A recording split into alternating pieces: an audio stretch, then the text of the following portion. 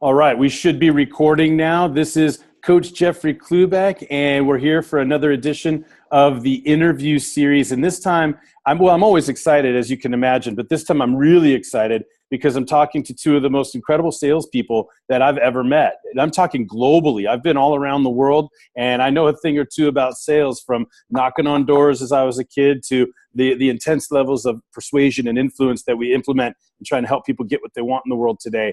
And I'm joined by Hanne and Terje Egeberg. And I just can't wait for this fun-filled interview. I don't know if we're going to go the full 60 minutes because salespeople, we like to go fast. Yeah. But I want to just first of all say welcome to the interview series, and thank you so much for taking the time to join me today. How are you guys? Great. We're doing fine. We're doing excellent. How are you, Coach Jeff? Well, I love when people ask me that, because what I like to tell people is that, well, ask me again, real quick. Ask me again. How are you, Coach Jeff? If I was any better, I'd be twins. Yeah. there'd have to be two of me, right? and some people think that's a scary proposition. But let me go ahead and get right into it, because anybody that's watching live, or if they're taking the time to watch a recording of this, first of all, let me just say thank you. If you are here with us live, or if you're watching a recording of this, there's so many other things you could be doing in your life, but you think there's going to be value here in this interview. So I want to thank you for that, and want to live up to that and see if we can get you that value. Before we get into anything too heavy, let's start light with what I call a deal breaker question. An icebreaker question. See, I'm thinking sales with you guys all the time. Let me ask an icebreaker question. I know that you guys are married, but I understand that you have a forbidden love. Can you tell me about that? Yeah, well, Hanne joined and started working in the company that I was working in. That was an insurance company. And we was there for a while, like 6, 7, like a year or something. And then we worked together. And Hanne, she wants to shift job from insurance company to a bank. So she was there for an interview, and she used me as references for that job, So, and when she was at the bank in the interviewing, and then they told her that we are going to hire one more salesperson, and then she just said, "Hey, I have a candidate. I have someone who could actually, someone to interview and someone to maybe want to have the job." And so she mentioned me, and then I also went to an interview in that bank. Yeah, and we ended up by getting the job, the both of us, in that bank. But what we didn't realize, what we didn't knew, was that they didn't allow couples in that bank. So what we do? We just signed up both of us, and so we had to have a secret relationship. A forbidden love. Yeah. And that was until, because I knew that I needed to shift, or one of us had to shift jobs. So after a while, after a few 6-7 months, I transferred internally to become an FX trader, interest rate trader for the bank, instead of selling insurance to larger companies. So I had more wealthy clients, or different clients in that position. So it was still in sales. But yeah. But and the funny part was that we thought we were like the only one applying for the position, but it was more than 50, 60 people applying, actually. So, and that we both got a job. That was just we didn't really think that would happen, but yeah. So the chances were low that you'd both get the job. You both got the job to find yourselves in a forbidden love. Yeah. And now I have the benefit of having spent a couple of days with you for some full coaching sessions. JT Fox, who I'm independently contracted with, I think he's one of my best clients, if not my best client. He flies me all around the world to work with fantastic people like yourself. So I got to know you. Isn't there a funny anecdote how you did a good job keeping your love hidden until vacation? Do you want to share that story with us, and then I'll ask you more about sales? Yes, we went on a boat trip, because it's in Norway, it's very common to go on a boat trip to Denmark or to Germany, or even Amsterdam in the Netherlands. So on the boat trip, we met a colleague, and we were like holding hands when we met her, and it was like, oh my God, this is please don't tell anyone. and the next Monday, this was on the weekend, so the next Monday I came in, one of the other colleagues just like, Hanne, come, you have to tell me, are you really together with Terje? And I was like, oh yes. And after swear, yeah, you can't unknow that. You can't undo that, right? No. Oh, how cute. And so you guys, despite working together and maybe even competing in sales or what have you, you guys, I mean, I've spent the days with you guys. I know you guys have a love that's as strong as ever. So congratulations on that. We know we live in a world where, better than 50% of all marriages end in divorce. And that's even more predictable if you go through tough times or if you're competing with each other in any way, shape, or form. So before I move on to professional stuff, I just want to take my hat off to your love. The love that you guys share is very, very special, and it's something that, no, seriously. I mean, I got a big heart, and I love my wife, and you can too for $12.99. No, that's a joke. That's a joke.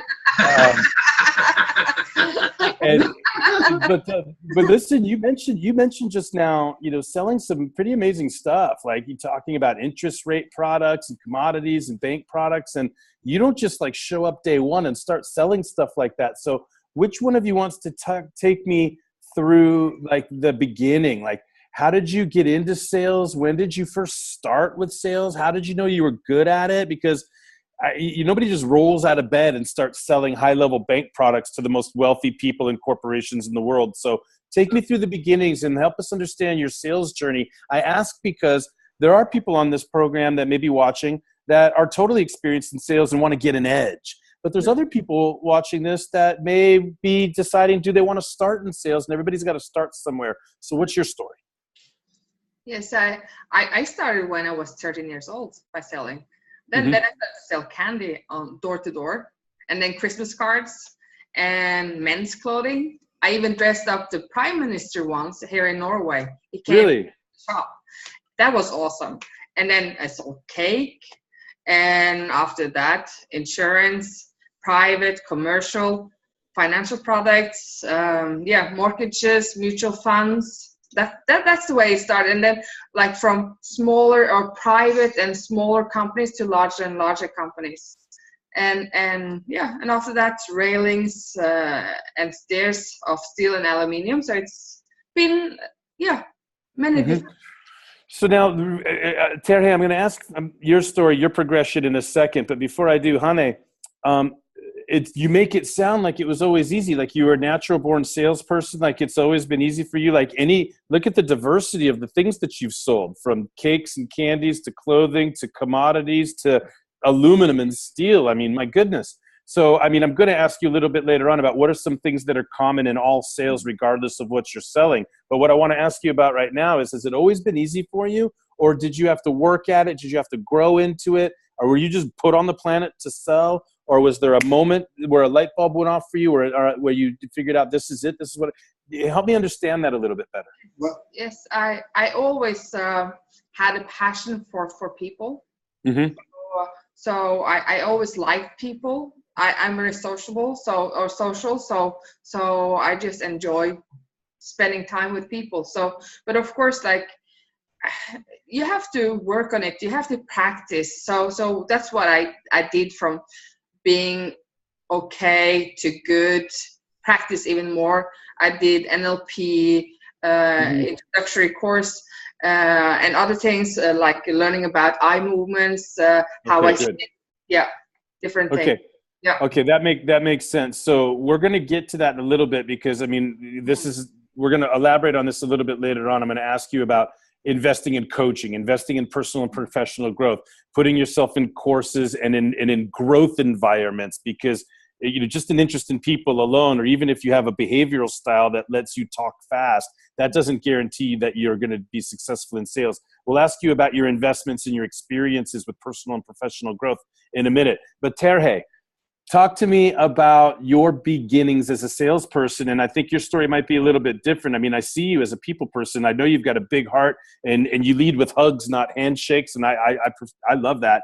But you didn't always believe you were a salesperson. Is that correct? And if that's true, when did you find out? I used to work in a tire factory where I come from. Tire factory. I was, you know. Yeah. Hillbilly. Yeah, hillbilly. You know, hillbilly. Yeah. One day, the Chinese just bought the company. You know, took all the part from the factory back to China, and they didn't want me, so I had to do something else. You know, so I start in a company that was selling aerial photographies. You know, it cost a lot of money, like from $600 to $900. I was 19 years old. I thought, okay, I have to do that because I don't have any other jobs. So I just do it. I just jump right to it, do it. And the job was to knocking doors on farms in Norway, north of Norway, to try to sell these photographers.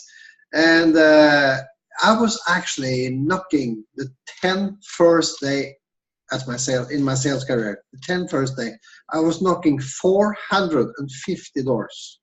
450 doors. So it was like 45 doors every day. You're knocking on these doors. 45 doors for the first 10 days. Barns in the north of Norway selling aerial photographs. Yeah. Okay. All right. Cost a lot of money, and I didn't sell anything.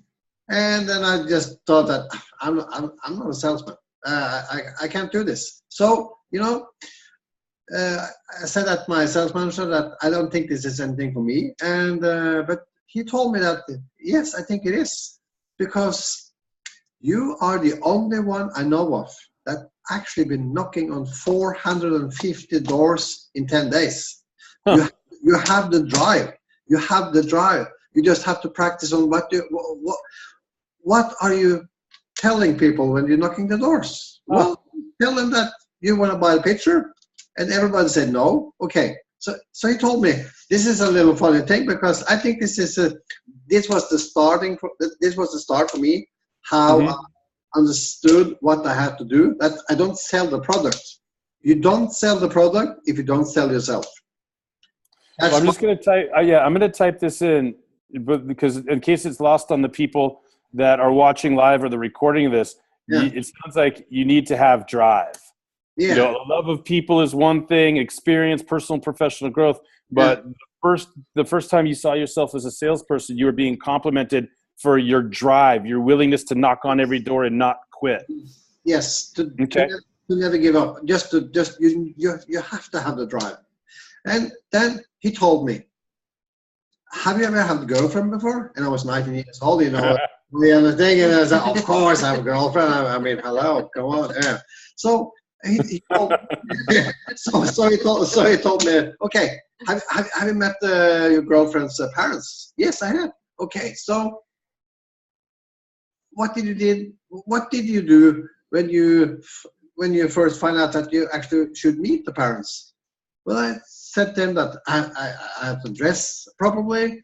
I have to try to be the best of myself. I want them to like me. You know, I have to be like representative. You know, what we talked about. So I did that, and I dressed myself in the best clothes that I could think of at that time, and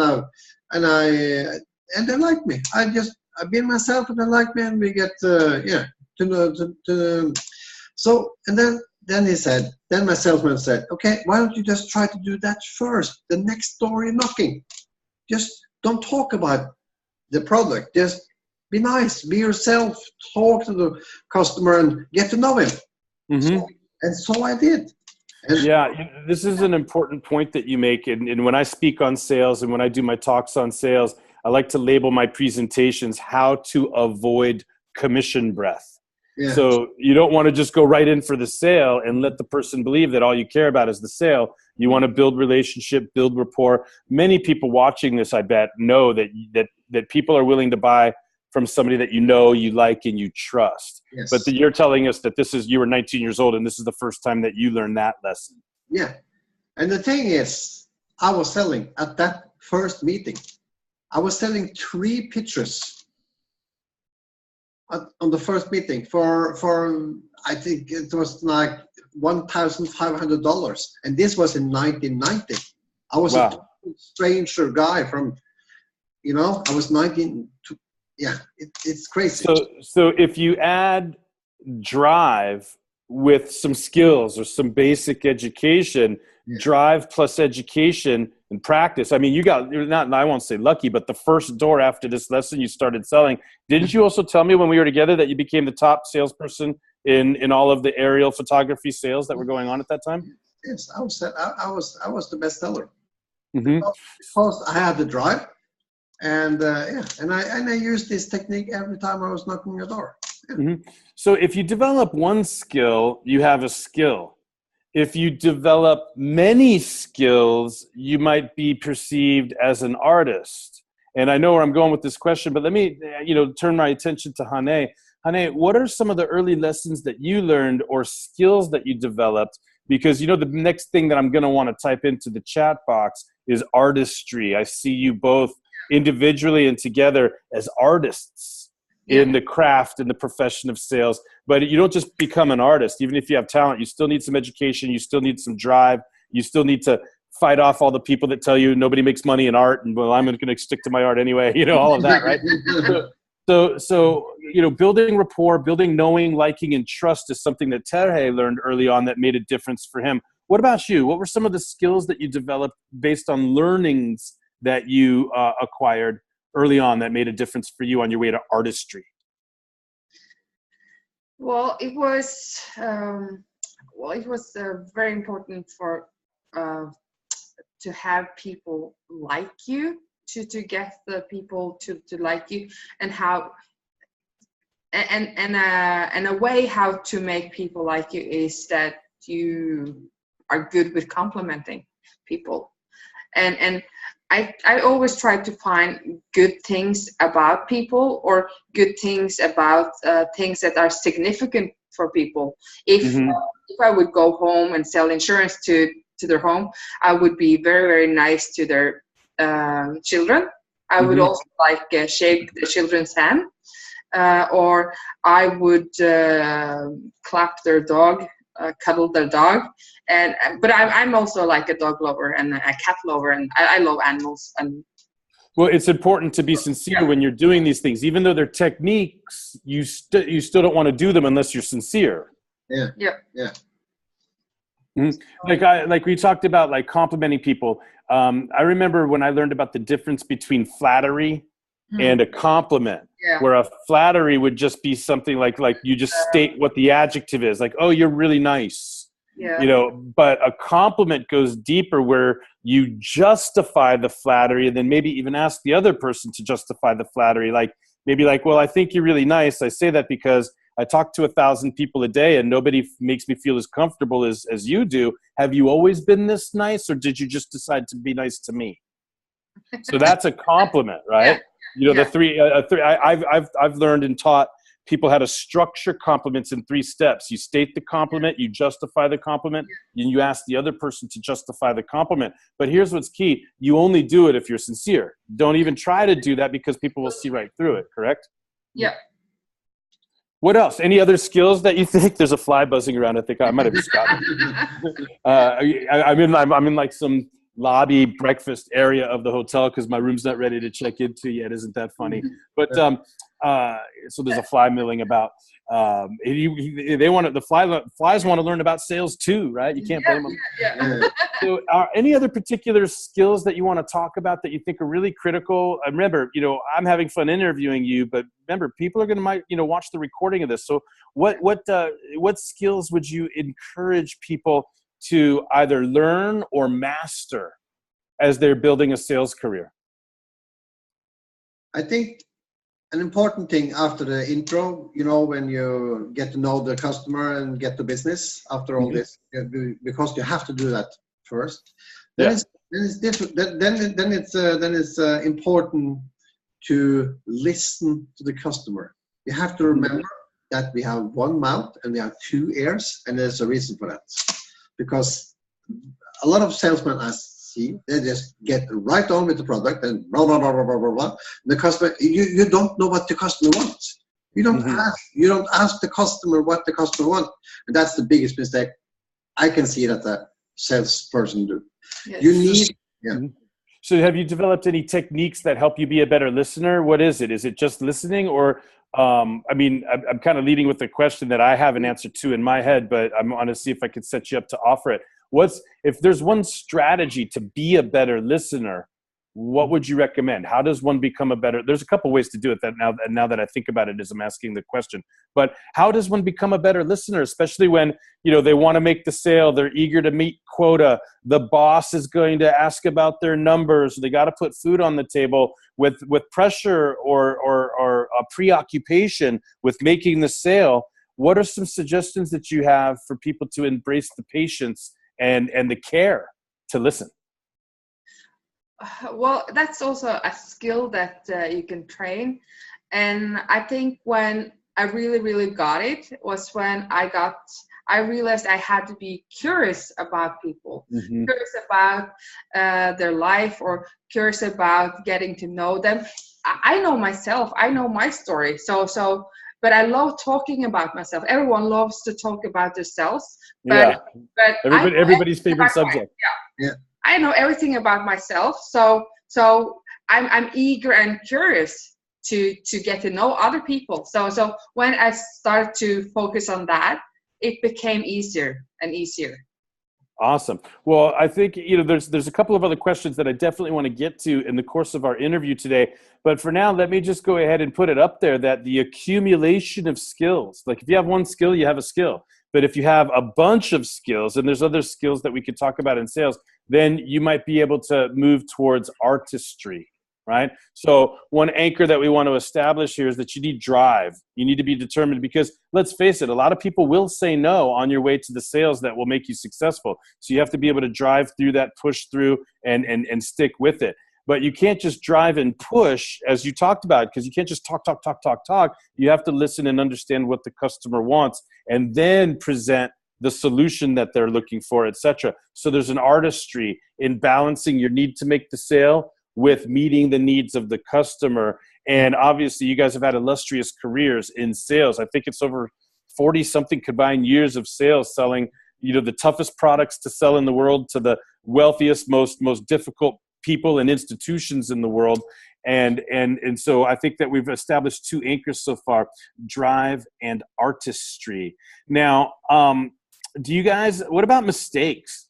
What about common mistakes that salespeople make that they want to avoid? We talked about one, which is talking. But and we're talking about salespeople, not sales organizations yet, but salespeople. Are there any other mistakes, like a quickie, like, hey, watch out for this or watch out for that? Any mistake avoidance that you could recommend? Yes, there are many, but one which is really crucial is that salespeople who do not focus on adding value to their customer, more thinking about themselves and their commission fee or what they're going to earn, but focus on how you can add value to your client or customer, and then you will do fine. You will be good, because then you also will get referrals and good testimonials. So it goes hands in hand. So that's one of the main points I would. Yeah, I've heard that. I think that you guys. If I'm going to ask Terje about cold calling real quick. But before I do, blow their minds, right? They provide so much value, right, that they can't even believe it. And not only are they sold, but they want to like tell other people, right? Or right now, before I ask you to elaborate on that, I would be foolish if I didn't allow Terje to talk about his love of cold calling. Now, Terje, right? Most people in the world hate cold calling, but will you body slam that belief for us? Will you turn that on its head for us and talk about your love of cold calling? Because I think it's inspirational. We all want to move to a place where we get referrals, where people are referring business to us. Yet we cannot allow ourselves to believe that we don't like cold calling, or we're not good at it, or we don't want to do it. Can you talk about that, Terje? Of course. I during my life as a salesperson, I don't know how many thousands of cold calling I've been doing. It's like I'm in my comfort zone when I'm cold calling. Seriously, I'm sitting there with my coffee, talking, having a good time. I think it's fun. I love it. Talk to a lot of people about and learn from the people who say no, learn from the people who say yes, to be nice, to say the right things. I love it. And the thing is that a lot of sales, this is me, right? This is me. And I learned that this through experience, that if you cold calling and if you're too rush, you rush it too much. If you are too rushed to start with, the people, just like defense, like if I push you, you get in the fence, right? Mm-hmm, mm-hmm. You cannot do that. You have to start, slow and just start asking the people on the other side, the one you're talking to, that you represent a big company, and I'm curious, because your seat, your share is not meant for everybody, because you're high up in a big organization. That's just an example, I'm curious, what skills do you need to get in that place, in that seat? Right. And then people start talking. Yeah. Like, I hear it. Don't go with the product. Don't go with the product. Just start. Yeah. Act naturally. Yeah. There's something beautiful there, because you did two things that we've already talked about. Number one, you complimented me. and number two, you asked me about my favorite subject, which is myself. So now, instead of trying to hang up the phone, I'm like, well, I got a couple minutes to talk to this guy. Of course. Don't push the product. That's not the most important. Yeah, it's always relationship. And of course, I have to have a lot of phone calls before we get the one who wants to talk to you. But my experience is that if you start that way all the time, you get more customers, you get more meetings, because you start with to create a relationship. Well, and a lot of people misunderstand fear of rejection, right? Like, you're not afraid of rejection because that gets you one step closer to the yes. It's a numbers game, right? You think about Thomas Edison, who I'm sorry, go ahead, Terje. I could. The only thing to not, if you don't take any telephones, if you don't take any phone calls at all, then you don't get any results. Yeah, so I know one thing. I know exactly how many cold calls I have to take to get one meeting. Mm-hmm. It doesn't matter if I have to take. If I want 10 meetings, I know exactly how many phone calls I have to take. Uh-huh. So that's it. It's easy. Mm-hmm. It's not rejection. It's just a numbers game. Yes. Mm-hmm. Yeah, like Thomas Edison. And it's also a mindset, right? Mindset is very important in sales. We're in Norway, of course, for the interview. And but in America, Thomas Edison, invented the light bulb, and he was told over and over again that he was crazy, trying 10,000 times and failing 10,000 times to invent a light bulb. And if you're familiar with the quote, he says, "No, you misunderstand. I did not fail 10,000 times. I successfully found out what would not work 10,000 times, which means I'm 10,000 steps closer to finding out what will work." Yeah, I don't know anyone else than me that getting so many no's as I did. I also get a lot of yes because I dared to get no. Yeah. Well, we know about the barn doors and aerial photography. That was 450 to 1, wasn't it? Right. And so I want to challenge anybody that's watching the recording of this, or anybody that's live. How many times would you fail at something before you gave up? How many times do you think it must take to pursue and to persevere and to succeed? And then once you succeed, then success keeps repeating itself, right? So don't give up, develop skills. And as fun as cold calling is, and I wanted to just take a couple minutes to talk about the mindset perspectives on cold calling and how it transfers to sales in general. I really want to come back to what Hanne said a moment ago, that if you blow their minds and you add value and you do more than just the transaction of selling them something, but you do transformation and helping them see themselves differently, feel different about themselves, where you're not just selling them, but they actually are grateful that you sold them because of how much value. Now they're going to refer people to you, right? So we want to put that as an anchor in our call right now. We've got drive, we've got artistry, and we've got refer. Or referrals. I wish I would have wrote referrals. You want to do your job in a transformational way, not a transactional way. You want to always look for how you can go the extra mile. Like, don't just sell it to them, but escort them with white gloves and red carpet over to customer service to make sure what you sold them is delivered to them according to their expectations, right? So many people move on after the sale and they're on to the next thing, and they don't follow that sale to satisfaction and completion, and we can go on and on about that. Now, what about complacency and getting comfortable? You guys have had a lot of success, and I've personally seen it in my career where, as a matter of fact, I know a guy, I'm not going to name his name just to protect him because this is an embarrassing thing, but I remember we were in a sales job together years and years and years ago. We were doing telephone card sales. It was like we were selling phone cards where people loaded them up with money and then deducted time at like 19 cents a minute. And this guy, like, once he hit a certain number that he wanted to hit for the day, and he would do anything he could to get there, he was going to leave work and go surfing.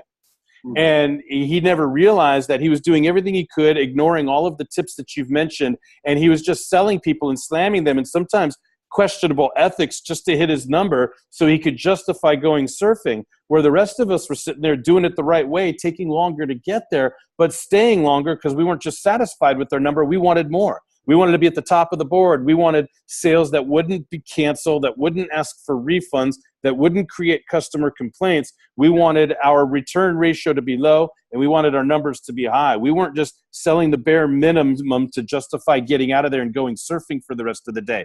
Do you guys know what I'm talking about? I'm talking about the pursuit of excellence. Can you guys talk about how important that is to have a pursuit of excellence?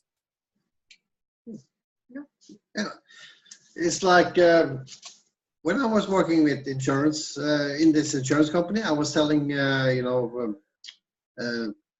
business to consumer or some small level companies, and I wanted to go from there to selling to big companies, selling real big companies in Norway. That's why I was starting to work in this bank, because they had big, they wanted the biggest customer. So I went from 100% commission job, because I earned a lot of money because I was selling a lot, and I went to a salary job, and my payroll was just like boom down, But I did this because I wanted to test myself to go for the bigger goal. So to just Hanne, what about your experience with the pursuit of excellence? Before you answer, I just hope everybody understood, anybody that's watching that's a native English speaker, right? Understand this. When you are on 100% commission sales, that means that you're not looking for a salary. You're not trying to get the easy way out. You believe more in your ability to make money than you do in the company's ability to pay your own bills for you. So you were making the most money you could, right? You were the best of the best. You were excellent, but you weren't satisfied with that. You actually went down to salary and gave up the money just for the opportunity to know that you could sell to the biggest and the best. It was a different pay structure, but you got to play a new game, win a new game, and learn another layer about yourself of excellence. So I just want to make sure that story transfers, because that's what I was picking up in terms of what you were putting down right there. Hanne, talk about your pursuit of excellence, maybe even from education to what you've done as a sales professional. I happen to learn a little bit about your pursuit of excellence from an education perspective and all the degrees that you've acquired, but any form of pursuit of excellence and putting yourself in a position to sell yourself and to be a person of influence. Yes, I'm very, very competitive as a person, because I've been in sport most of my life somehow. Now I'm a coach, a soccer coach as well. Oh, great. Yeah. So when I started to sell insurance for private people and smaller companies, within 2 months, I was among the top three salespeople in the whole country. And how many salespeople were there? It was about 550. Wow. In 2 months. But I was doing I was reading all the books I could come over about selling. I was learning about NLP techniques. I took a course. I paid for it for myself, an NLP introductory course. Yeah, so most of you may know NLP means neuro-linguistic programming, being able to be very careful about word choices to speak directly to the drivers of inner psychology and so forth. That's in a nutshell. Continue, Hanne? Yes. So that was probably I increased so much in sales in just 2 months. So but I was all the time. When I get eager, I just I don't stop. I just do as much as possible for the hours I'm given. So you're talking now again. You're returning to this. I had a feeling we'd return to it. This concept of always grow personally, professionally. Always invest in yourself. Strive to learn. Be humble. Put yourself in an environment that may teach you that you don't know everything that you think you need. You know what I mean? And sometimes it's hard for people with ego, right? But you guys don't care about ego. You care about excellence and pursuing excellence, which is the fourth pillar that I think is worth writing into the chat box here. We've got drive, artistry, referrals, and excellence. And so that allows us to talk about how we got together and how I was so fortunate to be assigned to help you with 3 full days of immersive coaching in Oslo, Norway.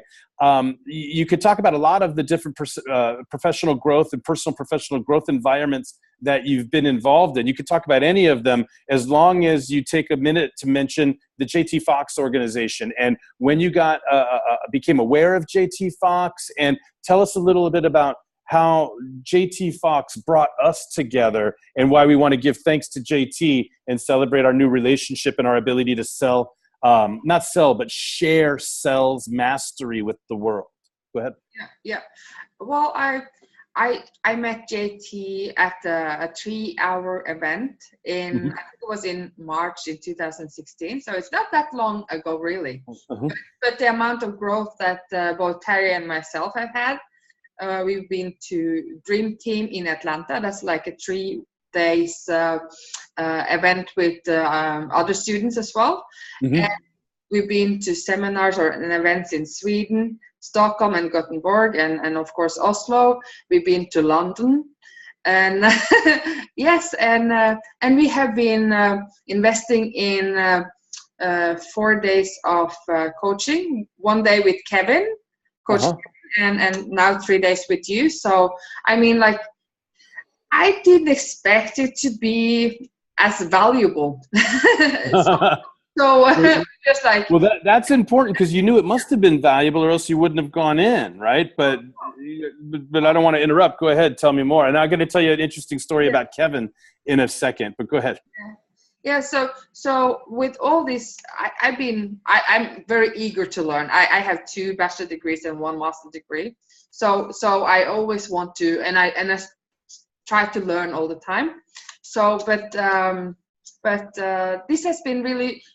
We have grown as people and also as business people, and we have got a good network now as well. So we just set up a property company in the States. So it's really, really, really good, and meeting other people who are so eager to learn as well, and yeah. Right. Well, I'm gonna ask a twofold question here. First of all, let me tell you, Kevin Franz, when I was introduced to the JT Fox organization, when Coach Jason Gilbert said, Jeffrey, JT Fox is growing, he needs coaches and he needs good coaches, and I think you're one of the best. Can you coach for us? They introduced me. One of the things because JT's careful, he doesn't just take any old coach onto his team, right? one of the things that I had to do is I had to do a mock coaching session, and they had to record it. And then they were going to listen to that session and listen to it for themselves to find out if I was any good, and then get the report and the feedback of the person I was coaching. And I'll give you 3 guesses, even though you only need 1. Guess who you think I had to coach for my audition?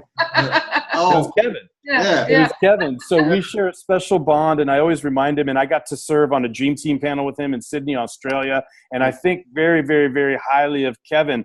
But that's a little story, but it's going to bring me to something I want to ask you about. As awesome as you guys are in sales, and as wonderful as things are going for you, guys right now, it's not, nobody lives a life of all roses. I mean, there must be some bumps and some bruises and some challenges. And so I'm going to ask you to share one, and that's when Kevin comes in. The one day that you spent with Kevin gives you the new platform that you're standing on, and I don't want to leave today's interview without giving you a chance to talk about that. So first of all, any bumps and bruises, any lessons that you've learned that an entrepreneur must learn? Like, no entrepreneur just all roses, right? There's always setbacks and trials and tribulations. So can you talk about that a little bit, and then segue into the new platform that you developed, the new unique selling proposition, because you guys aren't salespeople anymore. You're masters of sales, ready to help others in the world develop their mastery. So go ahead and talk about that.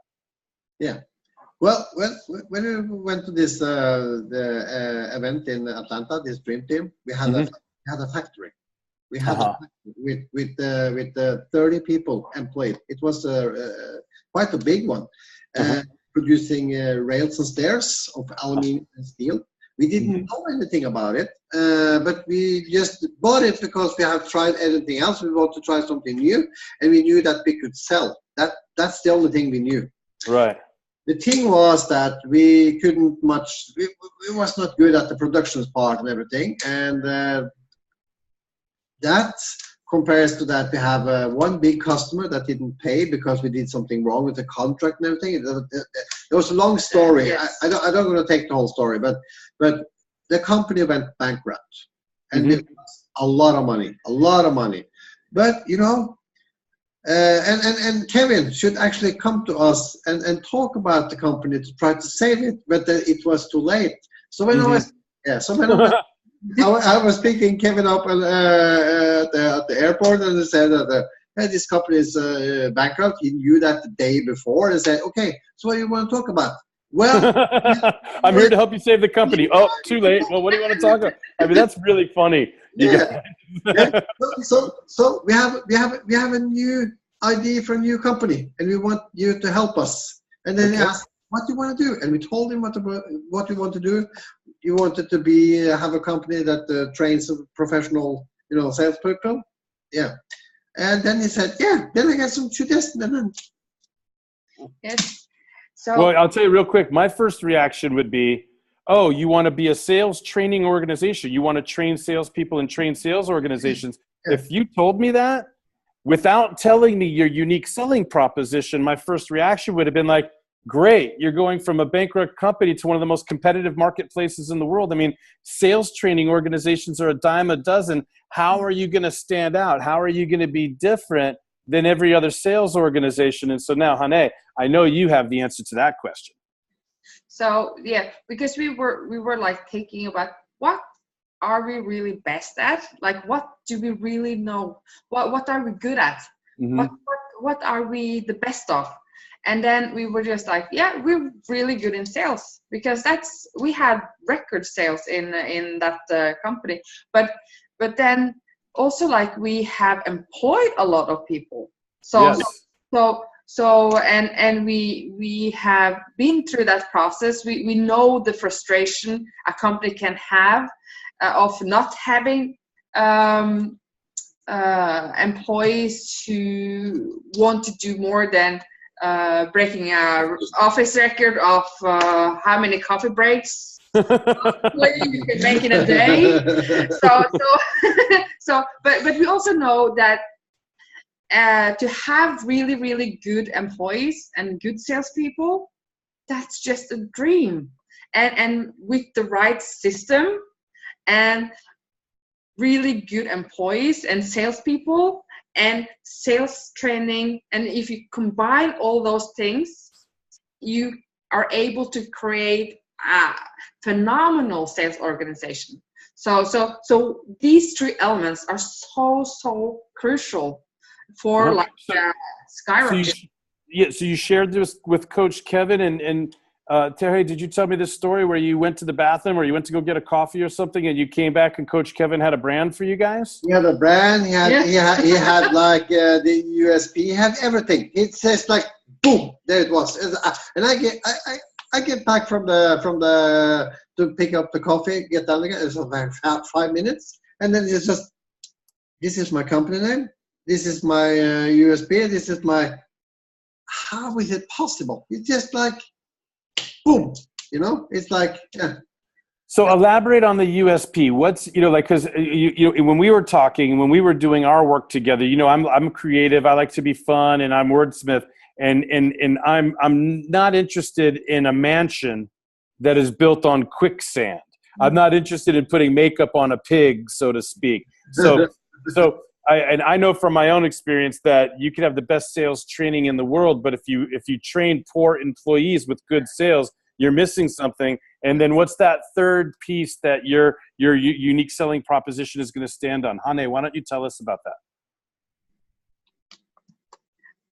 that? The accountability. Yes, the accountability. One of my favorite subjects. Yes. So you have to have your system in place. Accountability when it comes to where the customer base, why they are your customers, how they became your customers, and why they're not your customer, expecting future customers, and retention rate, and to have a system in place where you make your own salespeople accountable as well to their sales outcomes and sales results. Unlike my friend who I mentioned back in the phone card company, nobody held that person accountable to working a full 8-hour day. Nobody held that person accountable for the returns and the refunds. And so you had people working 8 hours, at one standard, and somebody else working 4 or 5 hours at a different standard. And doesn't that create disconnects? I mean, a lot of times the person that makes a lot of sales, management is afraid to confront them because they don't want to lose the numbers, but they don't realize the cost that's having on the rest of the team or the true potential. I mean, I could go on and on and on about accountability, but I think the important thing for people watching live or watching a recording of this to realize is that anybody, any sales training organization, go in and train. But if you train without checking the quality of the people and without making sure that there's accountability systems that will secure the return on investment of that training, you might as well build a mansion on quicksand. Yes or no? Yes, absolutely. Well, I got to tell you, that's why I fell in love with your brand. When I sat down to meet with you guys to do our work together, and you told me that you already had Accelerator as the name of your company, you knew you wanted to do sales training, but more than sales training, you wanted to make sure that you partnered with organizations on the quality of the people that they were bringing in, and partner with IT and whoever the decisions makers were for enterprise-based accountability solutions, but also the culture of accountability, the skill sets of accountability, the dialogues of accountability, from management to individual contributor to build powerful teams. I got really, really excited because sales is one of my favorite topics. Accountability is one of my favorite topics. And I used to be a headhunter in a former life. And I'm like, oh my God, these people now I know why I'm assigned to these people. And I never thought about bringing all three of those things together in one management consulting firm or management training firm. And I really can't tell you how proud I am to have been able to work with you guys. And now I thought, well, geez, what am I going to do for these people? They've already got something brilliant. And we learned that there were, in fact, ways that I could help, such as like helping Terje come up with his personal brand. And you see it written there on the chat box: drive artistry, referrals, and excellence. So I'll let you say it. Terje, if I met you in a networking environment and I said, Terje, hey, nice to meet you. Terje, what do you do for a living? I sales dare you to let me train your sellers. That's awesome. Sales dare. Wasn't that fun? We came up with that. And so now I'm going to go ahead and put it up. I sales dare you. If you're watching live or if you're watching a recording of this, I sales dare you to go to salesdare.com or accelerator.no. Whether you're an individual salesperson, a manager of a sales team, or the bean counting decision makers at the very top of an organization, wondering how you're going to appease your shareholders, I highly recommend you go to salesdare.com or accelerator.no. You get your arms around Hanne and Terje, and they're going to combine their 40 plus years of experience and make sure your sales productivity is optimized. Hanne, Terje, are there any closing comments that you have? Is there anything else that you'd like to say before we close out the interview? It's been such a treat to have you with me today. We just want to thank, we are very grateful that we joined the JT Fox organization, because JT Fox is a fantastic man. We met you, we met Kevin and a lot of other fantastic coaches, and we're so happy to meet you all. And our mindset is like, from going to bankruptcy, lose a lot of money, to actually see so much, we can't wait for the future. And a lot of that is because of you guys. So we are very grateful and very thankful for your help, your support, and to meet you and to call you all friends. And I don't know what to say. I'm happy. Yes. Hanne, any closing comments from you? And then I'll go ahead and wrap this up for all of us. I'm also very grateful. So and I'm grateful that all of you who are listening here today, and I hope that you learn some valuable lessons here. So.